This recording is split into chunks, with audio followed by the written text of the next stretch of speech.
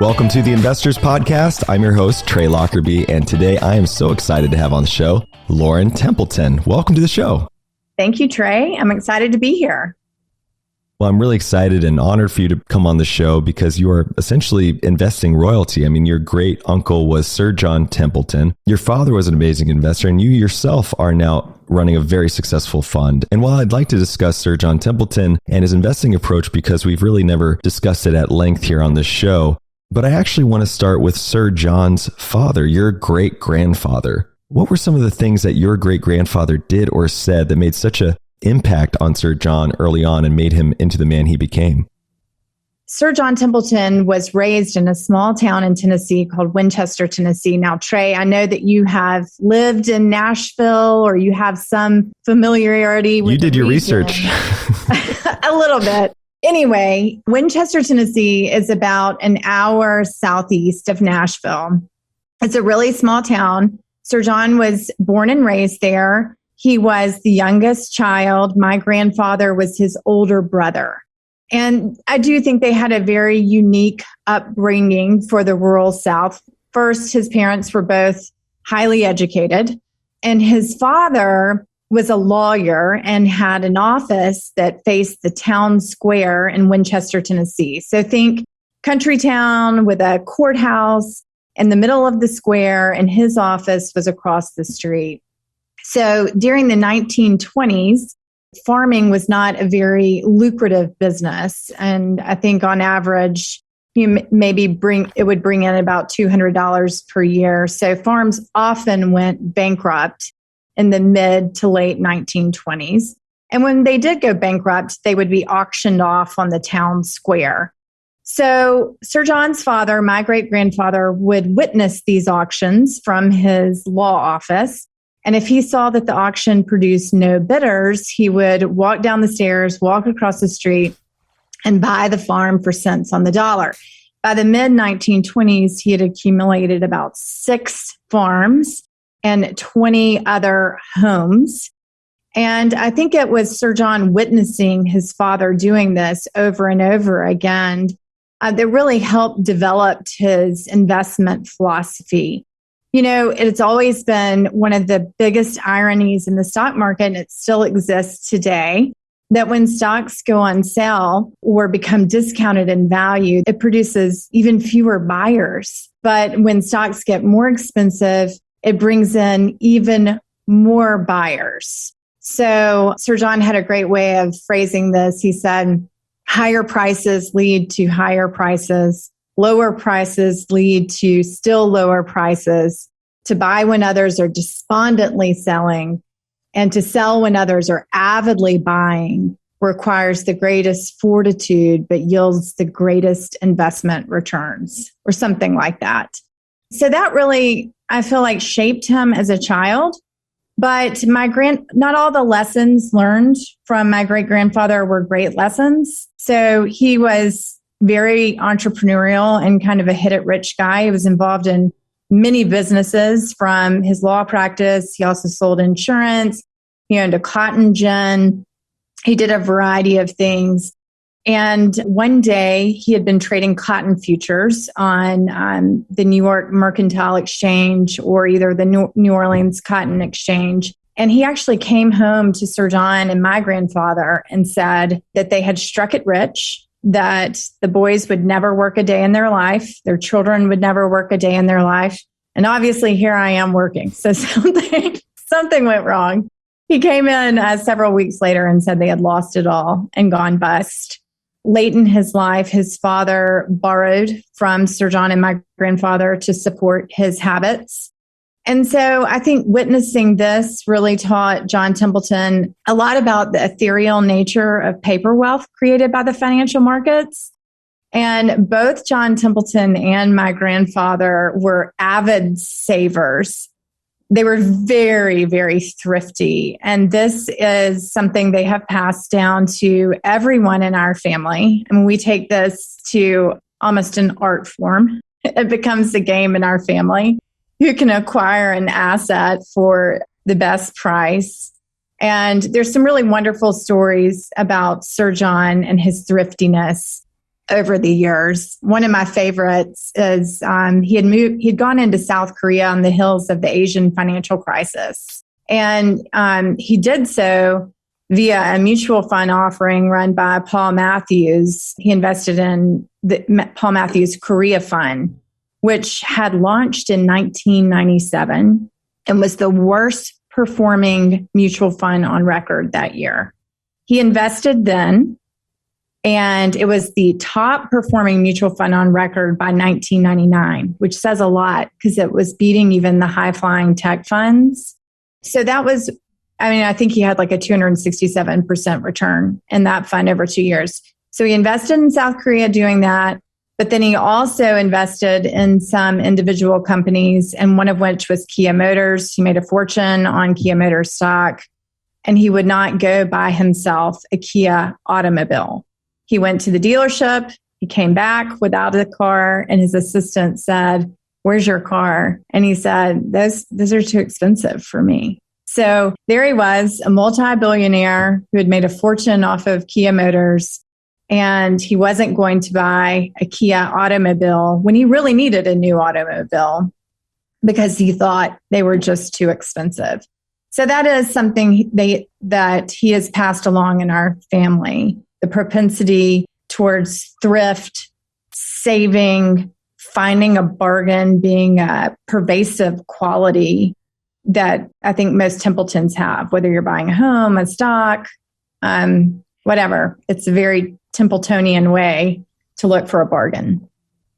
Now, this I actually find very fascinating, and it's come up before on our show, the idea of thriftiness and the balance of that, because a lot of people save up their whole lives and then they don't enjoy it at the end of their life kind of thing, right? That what the money is truly for. And I'm kind of curious about your philosophy around where thriftiness ends, meaning when it feels okay to use the money for purposes, beyond maybe investing perhaps, or I know people who are very wealthy but still take coupons to the grocery store. There's a lot of energy and work that kind of goes into thriftiness. At some point, I feel like is almost a negative return. Yeah. What do they call it? Penny wise and pound foolish, right? And it is a constant debate in my family. My parents are older. They're in their 70s. They are very much from Uncle John's school where they are really tight. They save everything. They drive old automobiles and wear old clothes, and they don't like to spend anything. And I keep on encouraging both of my parents, what are you saving it for? I'm financially independent. You should enjoy this. Don't worry about me. Go spend some money. And they just don't want to do it. So I don't know, there definitely is a balance. I think when I would talk to John Templeton about saving, he always said he saved 50% of everything he made. I really think he saved much more than that. And I would say, why are you doing that? And he said, I'm saving for the opportunities that I know will present themselves. And that never stopped in his life. So, I guess it's up to the individual, really, what they value most. I think it's worth spending money on travel, right? Because it expands your mind. You learn so much about the world and experiences that no one can take away from you. Spending on education, things like that are areas where we definitely loosen the purse strings in our family, because I think travel and education are very important. Do you think some of that philosophy comes through living through things like the Great Depression? It seems like that generation, perhaps even more so than others. For sure. People who lived through the Great Depression, I think just have that built into their nature. They can't let go of that. And as that generation departs us, part of that thriftiness does too. And it will be a lesson that a new generation will learn, maybe this one, and become a nation of savers again. Yeah, the pendulum will swing. Okay, so even though Sir John's success appears to be a direct result of his temperament, he was a highly educated and brilliant man. Through the time spent with him, what were some of your observations of how his brain worked? Okay, well, how his brain worked, I'm not sure. I will tell you that he was the most disciplined person that I have ever met. And so he was very good at impulse control. And I do think there is a genetic component there. I don't know if you've ever looked at the marshmallow test coming out of Stanford University in the 1970s. I actually made my kids take that test. The delayed gratification test, yes. Right, the ability to delay gratification, and that's highly correlated with success and a lot of other positive things. I mean, that's all about really impulse control. And he had a lot of impulse control. It's very disciplined. But he also believed in mind control, positive thinking. He was very careful in the way he structured his life, his day, the way he built his habits. He would have loved the book Atomic Habits. I mean, I think that's something he would have responded to because he had built his life that way. You know, he lived in a community in Nassau, Bahamas called Lyford Key. This is where he moved later in life. And he was definitely within a mile of his office. He had a tendency to go in 7 days a week. He worked out at a certain hour every day. He just built a lot of discipline into his life. And he did believe in thought control. So he once told me that when he encountered a negative thought, he banished the thought into the nothingness that it was. And so I think he was very careful with what he thought about, how he organized his day, because as an investor, it's very hard to control your emotions. We are not hardwired to be good investors. And that comes from evolution. I mean, we are all descendants of human beings with acutely tuned amygdalas. That is why we are here today. And some of those traits don't translate very well into good investment returns. So it's hard to control your emotions and go against the crowd, even though he had, I think, a lot of impulse control, a lot of future-mindedness, I would say. He still was careful to think about the way he structured his day and life so that he wouldn't be subject to his emotions. And, you know, I one time asked him about managing the money in the Bahamas. And this is interesting to note because Warren Buffett manages money in Omaha, Nebraska. I asked him about the idea of managing money in the Bahamas. And he said, you know, my returns actually improved when I moved here. And I said, well, why do you think that is? And he said, well, I've thought about it. And I think it's because I get the Wall Street Journal a few days later than everyone else. And you're like, well, why would that be? Well, it's because he was reading the Wall Street Journal for information. He was not picking it up and reacting to the news on the front page of the Wall Street Journal. So I think today, with investors just really plagued with a ton of information, you have to be careful about what you read and also not to react to things. Read it for information. Don't read it to react. I want to stick on this idea of habits and discipline a little bit longer. So I'm kind of curious if you buy into this idea of decision fatigue, or maybe your great uncle did as well, where you hear about a lot of successful people who wear the same clothes every day and they eat the same thing every day. And it's almost because they feel like they have sort of a certain budget of brain cells, let's say, per day to make decisions with, and they don't want to spend them on trivial things like eating or wearing clothes or what to wear. So I'm curious if you buy into that same kind of philosophy, or if it's something else, because I'm reminded of when your great uncle went on a walk, as he apparently did every day, it would seem. I think this was during the flash crash in the 1980s. And while the market was tanking, he was out on a walk like he did every day. And his team was very flustered by that, making decisions in real time. So maybe how do we rectify those two ideas? Do they go together in any way in your mind? I'd have to think about that. I mean, decision fatigue makes sense to me. We know that individuals have a limited amount of willpower. Okay. And so, for instance, I know that if I work out in the morning, I'm more likely to do it. If I wait until later in the day, I'm less likely to do it. I think there is a lot of good reason that you might want to structure your day so that you're making decisions earlier in the morning that are placing trades earlier in the morning than later in the day. The story that you're referring to actually was Black Monday, the 1987 crash when the market crashed. And Uncle John he would go walk in the ocean for about an hour every day. And on the day of the crash in 1987, he just got up and left the office. And his analysts were like, what is he doing? I mean, I think there was plenty of warning that Monday was probably going to be a really negative day in the market. The previous Friday had been a very messy day. So people anticipated that there would be a big sell-off on Monday.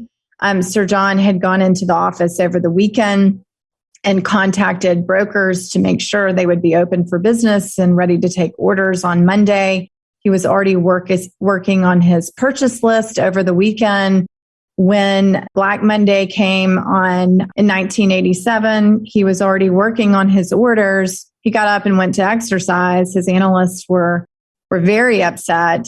When he came back in, he was approached by a few of them. He told them, boys, sit down. I have good news and bad news. The bad news is we're in a bear market. The good news is it's almost over. Make sure you have your stock recommendations on my desk by 4 p.m. And I have had the privilege of speaking to one of the brokers that had an open line with him on Black Monday.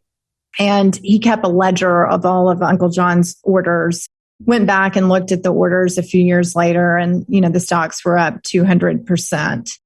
So, I do think that the human brain has a limited capacity for decisions. That's worn down throughout the day. Your willpower reduces throughout the day. And I think there's plenty of evidence to suggest that. So being careful about how you structure your day, how many decisions you make, what time of day you make the decisions. If you have to make a really hard decision, it's probably best to make that in the morning when you have more willpower. There's a lot to that. I never heard Sir John discuss that specifically, but he had a lot of techniques that he used to overcome behavioral biases.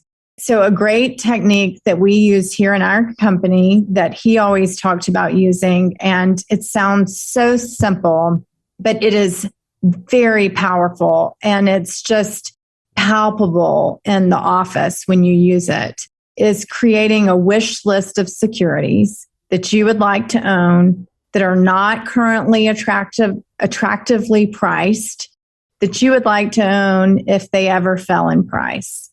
Now, during a market sell-off, even seasoned investors get very nervous, and there are all sorts of physiological reasons for that. I mean, when you look at your screen and see red, your amygdala has already increased your heart rate. You probably already have shortness of breath. You may even be perspiring. And all of these things contribute to your fight or flight response taking over. And this happens to even the most serious investors.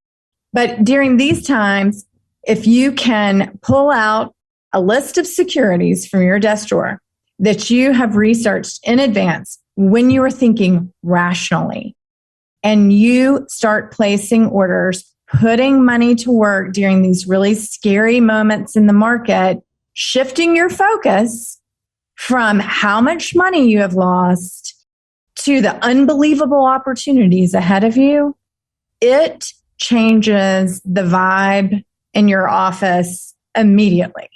It goes from negative and scary to positive and future-minded. So I highly encourage that tool. And that's just one of the small tools that I saw Sir John use throughout his career to combat some of these biases. Another example would be he would place good to cancel orders under the market by, let's say, 20%, and he would just let them sit. And occasionally you would get filled on an order. We have used that here at the office a little bit, not much, but we have gotten filled on an order using that methodology before. It was years ago. Okay, thinking about impulse control, I know that some people, for that exact reason you're describing there, actually place orders on the weekend, or they place orders after hours just to help place one more guardrail for protecting their impulse control. So is that something you have seen your family do or practice, or are you typically is it just so ingrained in your behavior at this point that the reaction, you can control those reactions and it's more of a muscle that's been worked or refined over time? I mean, first of all, we're typically always using limit orders. I suppose plenty of people in my family have put in orders over the weekend or after hours for sure. But I do think that's really ingrained in everything we do. We put in, limit orders below the market. If it gets filled, it gets filled. If it doesn't, it doesn't. That's our trading philosophy. But I'm sure Sir John would have done that. I think it's a great practice. So going back to the story of him walking on the beach and coming back and having this almost like this Oracle-esque foresight of what was about to happen next. It's almost like he went to the crossroads and talked to somebody and came back and had this wisdom. And I'm wondering if that's just a matter of having time alone with your own thoughts. We're constantly inundated with information, so much so that I've heard this philosophy of an information diet, if you will. So it's this idea of being very mindful and disciplined in what information you're bringing in and at what time. So to your point earlier about him reading the Wall Street Journal 3 days later, I mean, that's a really interesting practice to do, even if you're not living in the Bahamas, I would say. And that's bringing me to this idea of your great uncle being such an independent thinker to begin with and such a contrarian. And I'm curious if you ever saw him be a contrarian in ways maybe outside of the market, even just while he was thinking about a certain subject or something. Did you see him constantly taking other sides of an argument or? For sure. In our family, this isn't Sir John, but my grandfather, his brother, and they grew up in the same house. He had 5 children. My father was one of them. And during their dinners, they were expected to debate a topic and switch sides halfway through the meal.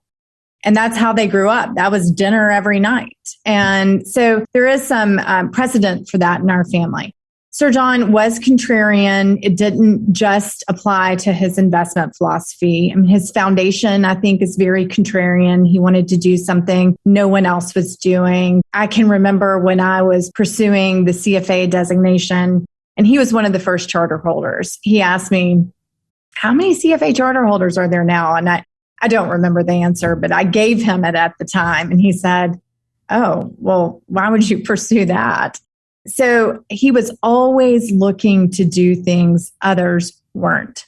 And that really led him to global markets and to be an international investor. So he attended Yale University. He graduated in 1934. He's well known for paying part of his tuition with poker proceeds. He lost a lot. Well, his dad sent him a letter when he was at Yale University. And of course, this is during the Great Depression. And he said, I can no longer afford to put $1 more to your education. And so Uncle John took to the poker tables. But one of his other observations from Yale were that his wealthier classmates and their families were only investing in U.S. securities. And he thought, why wouldn't you look overseas where no one else is looking? Because you'll be able to find more opportunities. If no one else is looking there, it must be full of opportunities. And why wouldn't you want the largest universe of stocks available to choose from? So he's very contrarian. And people always say, would he advise your children to go into investing? I mean, I would never push my kids into this industry at all. And I think if they asked Uncle John about whether he recommended them to go into the investment industry, I think he would say, no, it's too competitive. So he was always looking to move into areas where there was low competition. And that's a very contrarian mindset. That global mindset or framework is, like you said, very contrarian. I believe he was, as you mentioned earlier, early to invest in South Korea. I believe he was one of the first to invest in Japan, from the US as well. So, right. So a lot of people think that because he was investing globally, he would be this great macro thinker, but that might not have been the case. Yeah. So he clearly was reading about the economy. I mean, he read all the time. He was very, very well read. But he would often go on financial media like Wall Street Week with Louis Rukeyser, and he would make these very big predictions about markets, specifically his investments into Japan in the 1950s, 60s, and early 70s, his investments into the US in the 80s. And I think people could misconstrue that as being a macro investor. but everything was very numbers driven for him. So he would make lists of ranking countries by PE ratio, ranking securities, all sorts of different ways. And one of my favorite memories of him is going down to Nassau and him asking me to go back to Atlanta with a list of stocks and rank them based on the PEG ratio and come back to meet with him in about a month. And I said, well, I have Bloomberg and Excel, so I'll just do it right here in 10 seconds and show it to you. And I think his mind was blown because he always did that with pen and paper. He used value line a lot. But in the 1950s and 1960s, he was one of the very first investors to invest in Japan. He saw, I should say, he graduated from Yale in 1934, and then he was the recipient of the Rhodes Scholarship and went on to Balliol College. And when he graduated from Balliol College in Oxford, he went on a world tour with a college friend, and they visited 35 nations. They even went to the 1936 Olympics in Berlin, where they saw the building contingency of Nazi soldiers. He really came back with this bedrock of geopolitical knowledge. Now, he had been studying Japan, and he started putting his capital to work in Japan in the 1950s and then investor capital in the 1960s. What he saw about the Japanese that he admired was that they were industrious, hardworking, savers. And also, Japan was trading at about an 80% discount to the US at the time, and they were growing about 2.5 times faster than the US. So the growth rate was about 10%. And Sir John, being a great student that he was, he had identified an accounting anomaly. So the companies over in Japan were not consolidating the earnings of their subsidiaries.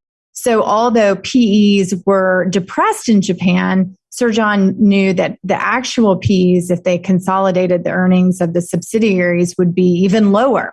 So a good example of that would be Hitachi. So Hitachi would have presented as having a PE multiple of 16 times. If you have consolidated the subsidiaries of Hitachi, it would have really had a PE multiple of 6 times.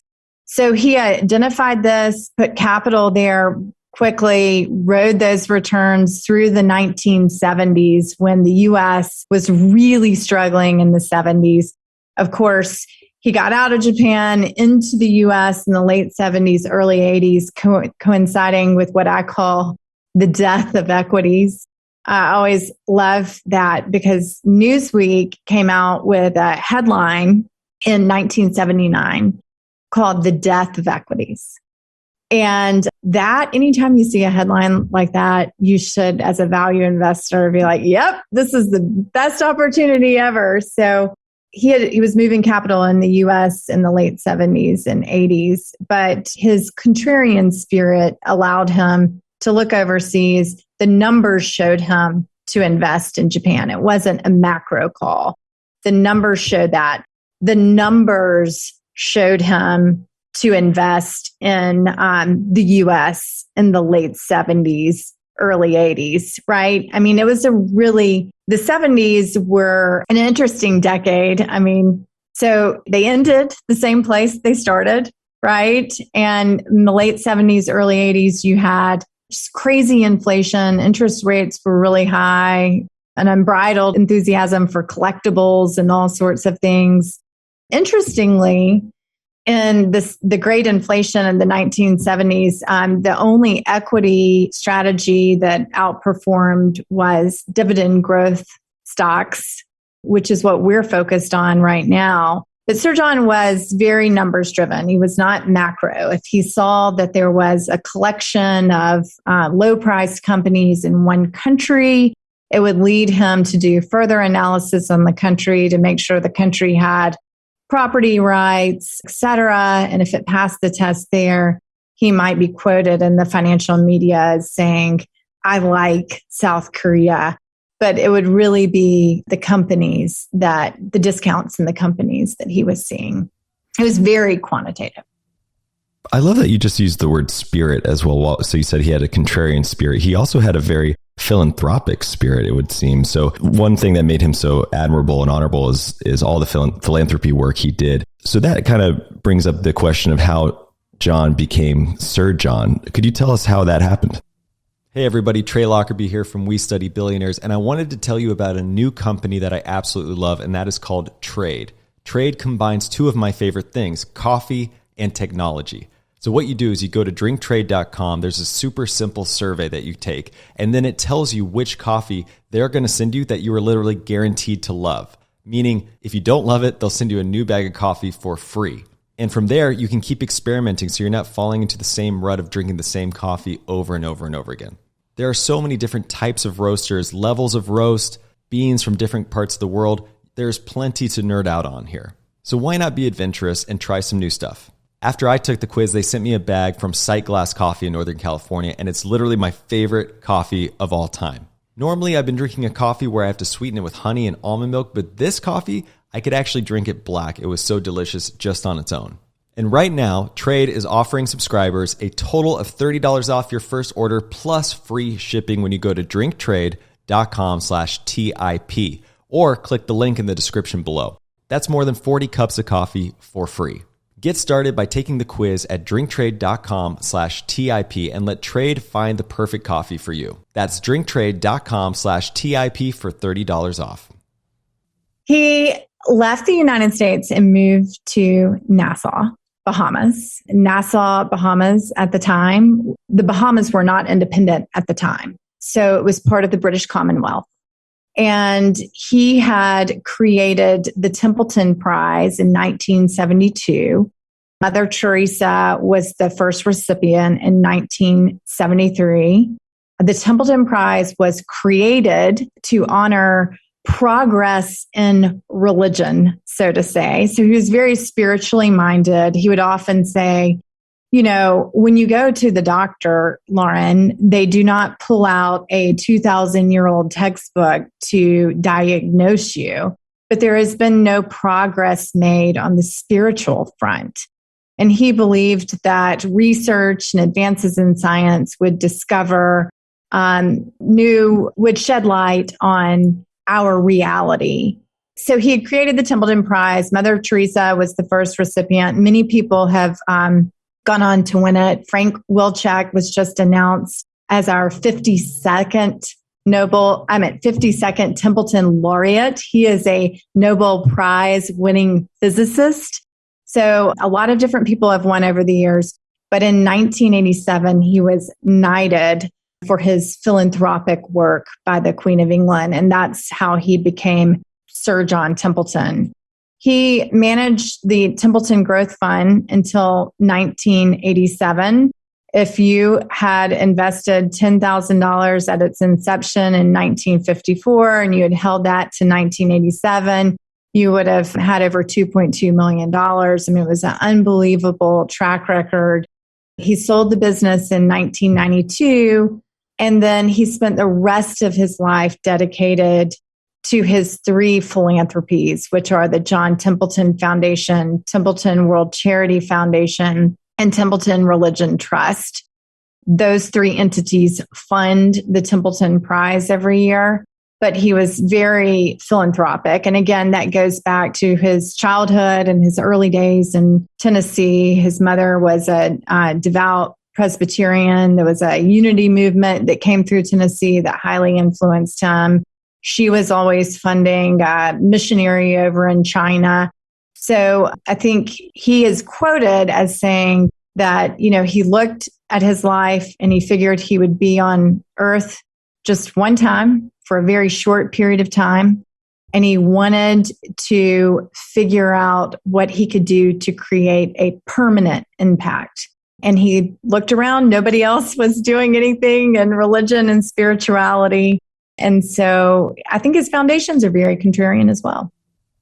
Fantastic. So now I want to transition a little bit and talk about you and how you followed in his footsteps and why that was and what led you to investing. And as I understand it, Sir John actually helped fund your first fund. So what were some of the parameters of the fund and how did the initial structure work? I grew up investing. I started investing when I was 8 years old. My dad let me pick one stock per month. When I was a child, the walls in my room were wallpapered in stock certificates. He told me bedtime stories about the magic of compounding. Every decision was a lesson in opportunity cost. Of course, I was born in the 1970s. I won't tell you what year, but a lot of my childhood was spent in the 1980s. This is really when Sir John's career was hitting he was hitting his stride. He was on Forbes and Wall Street Week and Templeton Growth Fund and had this crazy track record. So it's really hitting his stride there. And I knew him as a great uncle living in the Bahamas that would come home once a year and the town would throw a big parade and my parents would have a big party and my dad would walk around the house and wait patiently for his opportunity to pull John Templeton aside and ask for investment advice. And that's kind of how I grew up. And then when I was in high school, Sir John tried to get me to launch a mutual fund. And I really thought, you're crazy. This old crazy guy wants me to launch a mutual fund. I was really engaged in investing as a child, more so than any other child that I knew in my small town. But there might have been many others. He wrote to me in 2001. Actually, he corresponded with people via fax. And so I received a fax saying that he was seeding a fund for me to the tune of $30 million. And I should go visit him in the Bahamas and we should discuss it. And wow, what a fax to receive. I was employed with another hedge fund manager. So that was really interesting conversation because it was like, I think I may have just lost my job here, but I have this great opportunity. So I went to meet with him and he said, look, you need to start your track record early. You should start many products. You should go with the one that has the best track record. We're going to start here. And so my fund was seeded with $30 million. Its mandate was to be dollar neutral, 25 longs, 25 shorts, just in the US. And the stocks were selected based on quantitative basis, low valuation stocks on the long side, high valuation stocks on the short side. They would be very systematically and routinely, the portfolio would be turned over. I really didn't have much discretion on the portfolio. So he basically said, this is the strategy, execute it for me. Let's see what the results are. And then over time, we started tinkering with that strategy. And by the time he passed, the guardrails were off. We were running a global fund. Things had changed a lot. But I think he knew that a young person would have a very hard time controlling their emotions when it came to managing institutional capital. And I think he would have been right. I can remember leaving work in my early 20s to go home and go to bed because I was so sick about a bad day in the market. Now I would, it doesn't influence me at all, but it did as a young person. I launched that product in June of 2001. Because it was dollar neutral, it ended up with a huge beta bias on the short side. And September 11th happened, and it ended up being a very profitable time for us because of the beta bias on the short side. We did learn a lot over that time period working together that shorting stocks on a valuation basis only is really hard to do. You typically need some type of catalyst. Also, 25 position short book is pretty concentrated. And so now our short book, we have many more positions. We do not have a highly concentrated short book. And we don't short based on valuation alone. It is a component of our short strategy, but we really look for situations where you have high valuations and also perhaps some aggressive accounting policies mixed with that. So we focus on accruals, right? Working capital. And we think that usually those accruals have to adjust over 12 to 18 months. And so that's a pretty good catalyst when it comes to a stock, right? So if you build inventory, you've either got to sell it or write it down. I mean, these are just some examples of things that we look at, that we've improved our short strategy over the years working with him. But we are also still very quantitative. So we start with quantitative ranking screens. I mean, using all the plain old valuation metrics that everybody else uses. Uncle John was well known for saying there are over 100 measuring sticks of value. You should constantly reevaluate the metrics you are using. So in the past few years, free cash flow yield has been a metric that has worked really well. It's outperformed PE ratios. Going forward, we're very focused on dividend growth, dividend yield, because we've gone back and we've studied the 1970s. And again, that's the only equity strategy that produced real returns during the inflationary environment of the 1970s. At least early on in the fund, were all of the positions equally weighted? And has that also changed over time? They were equally weighted in the early days. So you're asking these questions, I'm remembering. They were equally weighted. That has changed a bit over the years. A lot of things have. But again, I think letting the numbers show you where to invest is a very good place to start. I mean, numbers can also mislead you. But if you're just looking for a place to start, focusing on the numbers will do a pretty good job. And also, focusing on the numbers, if you're a value investor, is very rational, and it's going to put you in contrarian situations, right? That you might not have sought out yourself. So that is our philosophy. Now, we start with the quantitative metrics. We, like most value managers, are using a discounted cash flow model on top of that, or a dividend discount model, depending on the industry, et cetera. And then we'll do fundamental analysis on top of that. So, yeah, I mean, it's part art, part science, as you know. The more you do it, the easier it gets.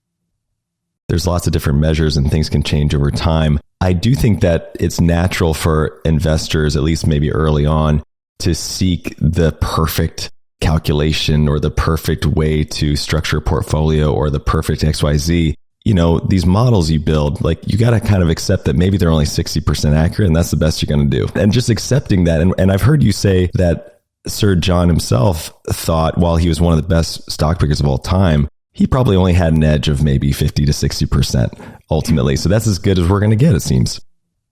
Yeah. I mean, he had actually given it a lot of thought. And he said, I've given it a lot of thought. And I think that my decisions are correct 60% of the time. And he was known as one of the world's greatest stock pickers. So I do think you have to get comfortable with that a good majority of your decisions are not going to work out. They're going to be bad decisions. And that's okay. And that's also, I'm glad you brought that up, because I do think this is very unique to John Templeton. He was never fazed by losing money. So for instance, he was constantly starting new strategies. And there was one strategy that we started together based off of a report that was put out, I think it was by a Merrill Lynch analyst. And I think the report still exists. It's called Contenders and Defenders. And he sent me the report and he said, this is a really great strategy. I think we should run it. He had sent me an article on a strategy, I think by an analyst at Merrill Lynch, called Contenders and Defenders. And he wanted to put some capital in the strategy and wanted me to execute the strategy for him. And it was a great strategy on paper. It didn't work out because to short all the securities that you needed to short, you had to do it synthetically, and the cost just ate up your returns. So I launched this strategy for him.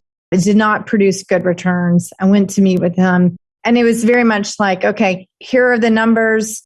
It's not producing good returns. Okay, let's close it down and move on to the next strategy. He was never hung up on the fact that he had made a poor decision or that he had lost some money executing that decision. That experience happened to me. If it happened to me once, it happened to me 20 times. He wasn't impacted by that. He took it that, a large part of his decisions were going to be wrong and he would lose money some of the time. And he was okay with that. So I think not all investors have that mentality, but it's important to not strive for perfection because I don't know a perfect investor out there. So your childhood was very atypical, and what a blessing, by the way, to have your father teaching you or giving that education so early on. But I've heard Munger and Buffett say that there's this element of you either have it or you don't when it comes to what it takes to be a great investor. And I think what they're speaking to is you can read every book under the sun, but when the stock market turns red, as you put it earlier, that behavioral change is what I think people can either manage or they can't. And given your upbringing, have you developed a similar temperament as your father and great uncle over time? Meaning, is this something that can be learned and refined over time? Or do you think there's something maybe genetic or something else that just inherently you had that gives you sort of the fortitude to manage or to have what it takes to be a great investor? I think both. I really do think there's a genetic component to delayed gratification, impulse control. I mean, you're a dad, your kids kind of come out how they come out. And I can remember before I had children, my husband and I would have this big nature versus nurture debate. And then we had kids and he's like, oh, it's nature. But I do think there is, there's definitely a component of nurture there, but people are born the way they are born. And if you are not good at controlling your impulses, that would certainly be a challenge to becoming an investor. I mean, it's a hard question for me to answer because I will have spent my life in this bubble of men predominantly that I was modeling my behavior after, and they already had the correct behavior. So I don't know if it is nature or nurture. I think it's a little bit of both. I do think that Buffett and Munger's, you're either born with it or you're not. Yeah, if you're going to be the top investor in the world, I think you're either born with it or not. But I think people can improve and learn. I mean, we know that our brain is constantly reshaping through the process of plasticity. And that if you reap the returns of putting money to work at these moments of maximum pessimism, as Sir John called it, that your brain will rewire itself and it will become easier and easier over time. And you will become where you anticipate these market sell-offs and you see them as great opportunities, and it will get easier. I think things like structuring your day and building your habits around investing, I think are very important. So I think it's a bit of both, but I do think investors can definitely improve. You're not kind of stuck with a lot you're born with. You can improve and become a better investor by being very thoughtful about it. And I'll often tell investors that they have proven that just reading about your behavioral biases will improve your investment results. So I always say, pick up one of James Montier's books. I love his books. The little book on behavioral investing. Start there. It's like this big. You can read it in the carpool line. And he has many other books as well, but it's fascinating to read about behavioral finance and how your emotions play a part. And everybody can get better at controlling them. Given what I know about you, I think there is some nature here involved because, and you brought up kids earlier, as I understand it, you were trading stocks while giving birth to your first kid. So not everyone would be doing that, I don't think. Maybe explain to us what was going on there. Okay, so my firstborn was born on March 10th. March 10th, 2009, I should say. The lows of the great financial crisis were reached on March 9th, 2009.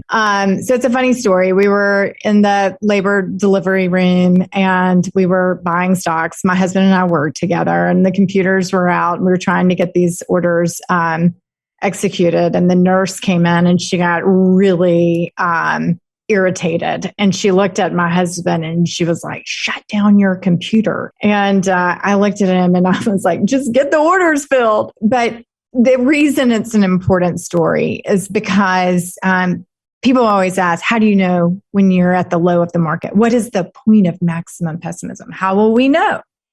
And the answer is no one knows. So we had been buying stocks every day since the fall of 2008. Forcing ourselves to methodically go in and purchase securities. We did not know that March 9th was the low, but we knew that things were so inexpensive that we wanted to put every dollar we could get our hands on into the market.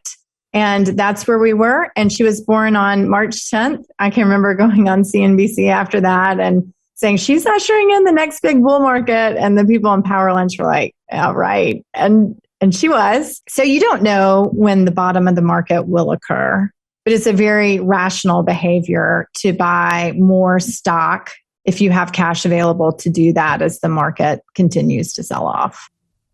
You mentioned you and your husband work together. You also write together. You've written this amazing book called Investing the Templeton Way. I'm kind of curious, even though you were brought up in all of this, writing a book is a beast of a project. It requires a lot of research. So I'm kind of curious if there was something that came up through that research that you didn't know before. There were lots of stories that we heard from people that we interviewed that I didn't know, like anecdotes about John Templeton. And that was a blessing to hear those from other people. Lots of cute stories. One of the things that really struck me in writing the book is how similar John Templeton is to my own father. I mean, just very similar. So that struck me. But all the anecdotes, it was fun. I mean, actually, the story of writing the book is a really interesting one. I was at an investing conference out in California, and I was sitting by a fire pit next to a guy I didn't know. And so I started talking to him, and it was Jack Schwager. He's the author of Market Wizards. And Jack and I became friends. And so I had been talking to him a few years later, and I was like, I think somebody should write a book on John Templeton. He said, well, that's a great idea. Let me introduce you to my agent. So he introduced me to his agent, and I pitched the book, and he was like, I think it's an awful idea. I don't want to work with you. And I was like, gosh, that's depressing. But then a while later, Jack contacted me again. He said, whatever happened with that book? And I said, your agent didn't like it. And he said, well, let me just introduce you to my publisher. So he introduced me to his publisher, and they bought the book right away, like right after that phone call, and gave us something crazy. It was like 6 weeks to write it. And my husband and I, we weren't married yet. We were about to get married. And so we wrote the book on our honeymoon. We would write in the mornings, and then we would swim in the afternoons, and we produced the book really quickly. We ended up going back to Jack's agent to help us negotiate the contract with the publisher. So it's a funny story, but writing the book, Investing the Templeton Way is about all of Sir John's most profitable trades over his career. But what we wanted to do is really put those trades into historical context so that, because, you hear about somebody making a great trade and you're like, oh, yeah, that's so obvious. But if you really understand the historical context, you can also understand how difficult it was to make the decision. That's what we wanted to show investors, is how he made the decision and what was going on in the world that led him to make the decision, so that investors could replicate that or recognize the patterns that John Templeton recognized.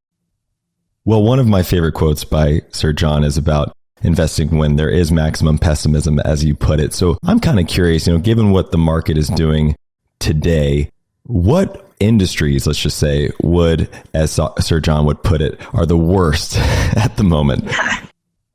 Well, there is maximum pessimism in tech right now, for sure. So, we've just seen absolute carnage in tech. But I was just on a panel in Virginia, and, I'm a value investor, and typically that does not lead you to tech stocks. But if you're a very discerning investor, I think there is maximum pessimism in the tech sector right now. So the baby is clearly, in some cases, being thrown out with the bathwater. And if you know what you're doing, you can find some really good opportunities in technology right now. China also, there's maximum pessimism in China. We have not allocated any capital to China. We exited China in early 2020 over regulatory concerns before some of the regulatory moves in the nonprofit education sector. But, clearly there's pessimism there. So I think, whether it's an industry, a stock, a country, there are always these opportunities for maximum pessimism. Of course, the best opportunities are when the entire market goes on sale, which, we are here and we have been covering our short portfolio. I think the market might very well fall from here. I don't know, but I'm more interested in buying stocks now than in selling stocks is what I could say. I was really curious about your short position, given where we think the market may or may not go from here. And I'm kind of curious just in general, given that you said you're a value investor, how do you reconcile being a value investor and shorting positions? Sometimes that kind of seems like they don't go together, even though I know a lot of value investors that do short and practice that. How has the short side of your portfolio changed over time? And how can investors think through shorting positions rather than just buying at lows? To me, it makes so much sense to be long and short as a value investor. As I stated earlier, our short strategy has evolved tremendously since that initial strategy I ran with John Templeton, which was just quantitative, just shorting based on valuation and highly concentrated. So our strategy has evolved. We run many short positions. We do not short based on valuation alone. We look for some sort of catalyst, whether that be aggressive accounting techniques. We will go in and look at the SEC filings. In particular, we look for the S3 filings, which of course a company will issue when they're typically considering doing a secondary issuance of shares. Insiders know when their companies are fairly valued or overvalued and have a tendency to issue shares at those times. So we use that as a fertile hunting ground for short ideas. Yeah. So over the past, since probably April 2021, we also started shorting the ARK Innovation Fund. I thought that was a pretty good proxy for everything we were seeing in the market. In early 2021, we could identify well over 700 stocks in the U.S. trading for a price to sales at over 20 times. And that was just mind-boggling for us. I don't remember where it was at its height, maybe like 787 stocks or something like that. And then it fell to 718. I'm not sure where it is today, but 20 times sales. That is shocking. During the dot-com bubble of late 90s, early 2000s, there were about 200 companies trading at a price to sales ratio of over 10 times. So you have over 700 in the US trading at price to sales multiples of over 700 times in early 2021. And, that was really eye-opening for us. We thought there's no way that these businesses can sustain these valuations. So we really got very aggressive with our short portfolio then. And of course, with the change in monetary policy, that has worked out very well for us. But yeah, so the short strategy has changed a lot over the years. I think that's where we really put our mark on the strategy, so to say. I mean, so many of the things we do are right out of Sir John Templeton's playbook. But the modifications to the short strategy, I really credit my husband, Scott Phillips, for coming up with. He's always studying it. Speaking of short strategies, there is a very interesting short strategy that John Templeton ran during the dot-com bubble in late 90s, early 2000s that investors might want to be cognizant of in today's market. But he ran something called the IPO lockup strategy, where he was shorting shares about 7 days prior to IPO lockup expiration and covering 11 days later. Now, in today's market, companies have gotten very wise about how they structure these share lockup expirations, right? They don't all occur at once. They spread them out, right? To make sure that there's not that big of an impact on the stock. But that's why one of our short techniques is to focus on those S3 filings. The 7 days before, 11 days after, that rule is that pulled out of thin air? Is there something behind those numbers, or is it just say, hey, this is our format and we're sticking to it? Well, knowing him, there was definitely something behind the numbers. I don't recall at the moment what the magic was, but he would have done an analysis and calculation, and definitely there was a reason there. But I think he shorted 84 companies during that time period. He put 2.2 million in each position. I mean, he did really well. He recommended that strategy to my dad. And my father is an exceptional investor too. Dad's done really well. He's not a billionaire, but he tried to execute the strategy. He covered the shorts. He said, it's just not for me. I'm not wired for this. And if you'll remember, during that time period, it would have been like standing in front of a train coming straight towards you on the tracks. It would have been hard to stay in those positions, but it worked out really well for him. He had strong conviction that the market would correct and he could stay solvent. Well, in one of your most recent newsletters, you wrote, quote, "It seems like that peak credit conditions are behind us. Defaults will eventually rise, and hopefully distressed investment scenarios will appear again after a long hiatus," end quote. Are we entering into a generational buying opportunity, in your opinion?